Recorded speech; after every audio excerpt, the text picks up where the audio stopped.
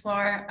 Doesn't matter how much you prepare, sometimes your technology just doesn't work. And today my Wi-Fi, my computer, it's all a bit strange. So bear with me and let me know if you don't see my slides or you stop hearing me. Okay, I'm going to share my slides too. I have prepared a few. So yeah, let me start a bit of the UrbanA context. Okay, the UrbanA context of the community conversations that we've been organizing. In the last couple of years, we were holding about this 1 hour and a half conversations that were very highly interactive meetings where first they were starting with maybe a 20 minutes presentation, and then we were having people from the community sharing, interacting, going to breakout rooms and discussing. And as Flor was saying, this community it all already started before the corona crisis, so there was a lot of people who were already Zoom literate, and we were kind of lucky to be a little bit ahead the curve, and we could keep using and bringing a lot of this technology and using it for our benefits and improve our meetings. So the first thing I was asked to share was my worst experience. And I think here was once that I was a little bit too relaxed when preparing a community conversation, an online event. It was the first one we were holding. We were about 3 people presenting, and we all kind of trusted that it will work out online. And I think we did a good job not to show that we were stressed and that we didn't know who had to do what, but it was actually quite stressful in the chat, trying to figure out, so do you do this now, do you do that? And yeah, I will go back to that in my tips, but I think this was my worst experience because we were just not prepared and we trusted the universe a bit too much. It didn't work out. This is instead my best experience, and I think it was this time, I think it was last year in July. Lucia? Yeah. Are you switching slides? Because we are still seeing the first one. Okay, yeah, Zoom told me that there is an issue. If you stop sharing, then maybe I can share for you. Shall we try that? Okay. Let's see if that works. I can try again. If not, I also... You send it to me. That's great. Yes. Yeah. Is this where you want to be? Yes. Thank you so much. Yeah. So I think it was this community conversation where Sarah from the UrbanA Community of Practice presented her work on feminism, urban perspectives.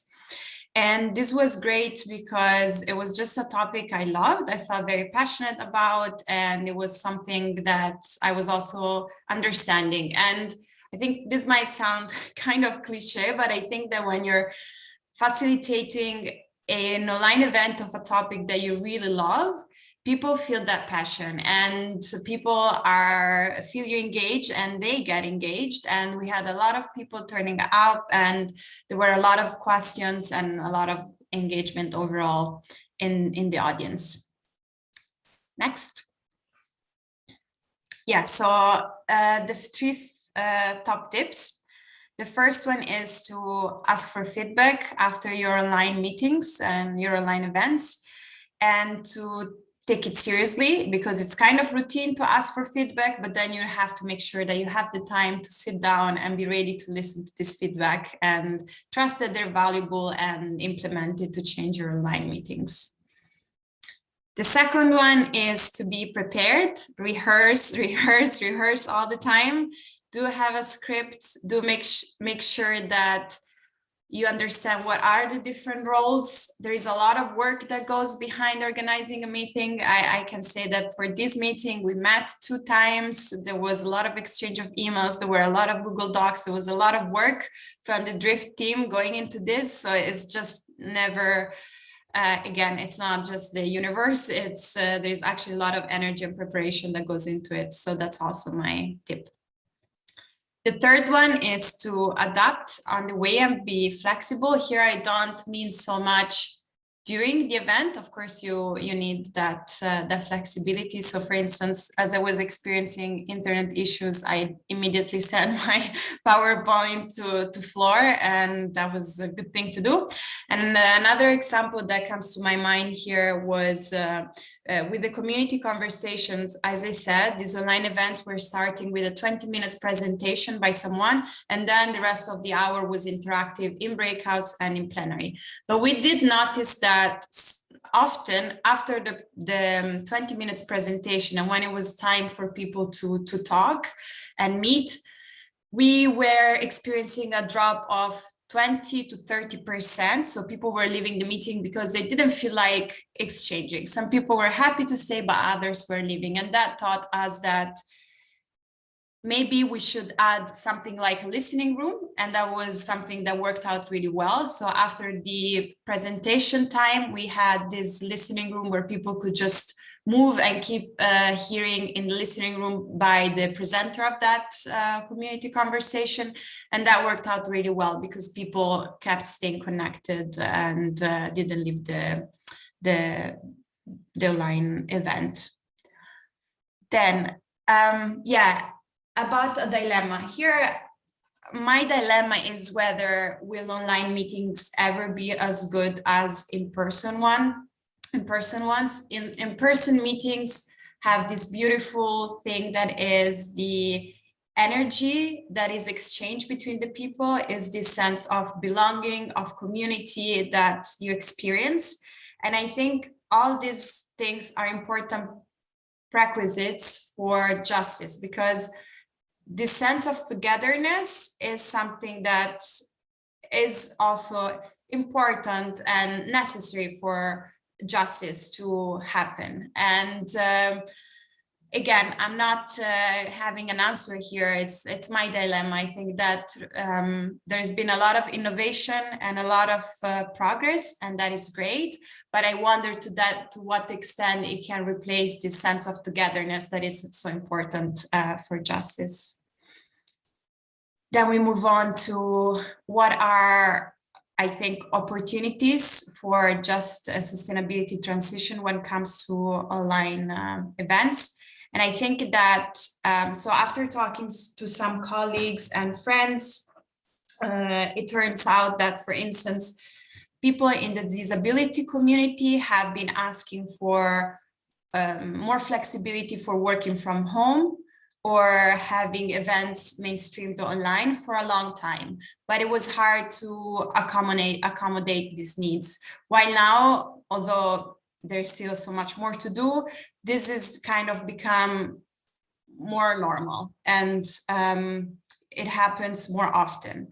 And the same, for instance, for parents with young children, often women, having the opportunity to join on a meeting online might be more comfortable. And so in a sense, online meetings can really help people in adapting to their needs. Finally, I really had to sit here with myself and really think what, honestly, I think that is the biggest challenges when it comes to justice, sustainability, and transitions. And I think this is very much valid at the moment for online meetings, but it's for all kind of conversations that we're having also in person. And that is, for me, the lack of uncomfortable conversations. We have to have the courage to listen to the uncomfortable feedback.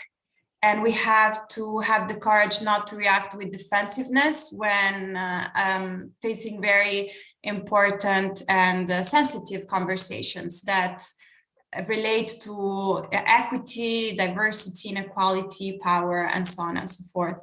So are we ready, for instance, are we open to hear a feedback that maybe in a webinar panel there weren't enough women, or that in that specific event it would have been better to have some other people, Black or people of color, and not just a whole panel of white people, for instance. So these are very uncomfortable conversations, but I think they're very important to have for the just and sustainability transition. And by uncomfortable conversations, I mean that we should be ready to have them both in online meetings themselves, but also in preparation to those online meetings. So are we ready to have those conversations with our colleagues and our team and to challenge them? And I finish with a quote from Brené Brown, who talks a lot about this topic of uncomfortable conversations. She says people are opting out of vital conversations about diversity and inclusivity because they fear looking wrong or being wrong. Choosing our own comfort over conversation is the epitome of privilege, and it erodes trust and moves us away from meaningful and lasting change. And that was my 10 minutes input. I hope you found it useful.